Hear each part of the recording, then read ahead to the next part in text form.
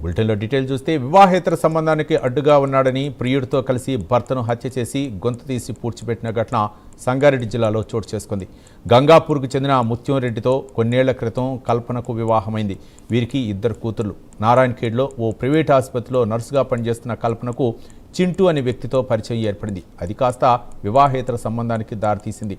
చింటూతో ఉండేందుకు భర్త అడ్డుగా ఉన్నాడని భావించిన కల్పన ప్రియుడితో కలిసి చంపేందుకు ప్లాన్ చేసింది. ఎల్గాయి గ్రామ శివార్లో ముత్యంరెడ్డిని హత్య చేసి అక్కడే గొయ్యి తీసి పాతిపెట్టింది. 9 రోజులుగా ముత్యంరెడ్డి కనిపించకపోవడంతో పోలీసులకు ఫిర్యాదు చేశారు. పోలీసులు దర్యాప్తులో అసలు విషయం బయటకు వచ్చింది.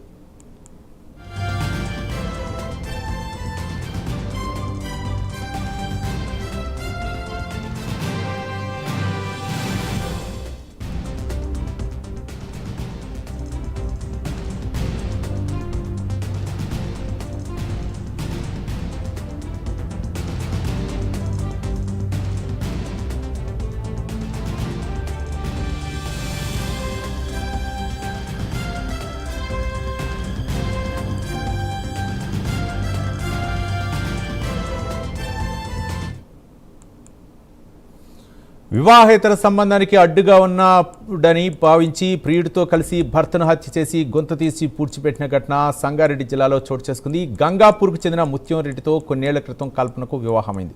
వీరికి 2 కూతుర్లు. నారాయణఖేడ్లోని ఒక ప్రైవేట్ ఆసుపత్రిలో నర్సుగా పనిచేస్తున్న కల్పనకు చింటూ అనే వ్యక్తితో పరిచయం ఏర్పడింది. అది కాస్త వివాహేతర సంబంధానికి దారితీసింది. చింటూతో ఉండేందుకు భర్త అడ్డుగా ఉన్నాడని భావించిన కల్పన ప్రియుడితో కలిసి చంపేందుకు ప్లాన్ చేసింది. ఎల్గాయి గ్రామ శివార్లో ముత్యంరెడ్డిని హత్య చేసి అక్కడే గొయ్యి తీసి పాతిపెట్టింది. 9 రోజులుగా ముత్యంరెడ్డి కనిపించకపోవడంతో పోలీసులకు ఫిర్యాదు చేశారు. పోలీసులు దర్యాప్తులో అసలు విషయం బయటకొచ్చింది.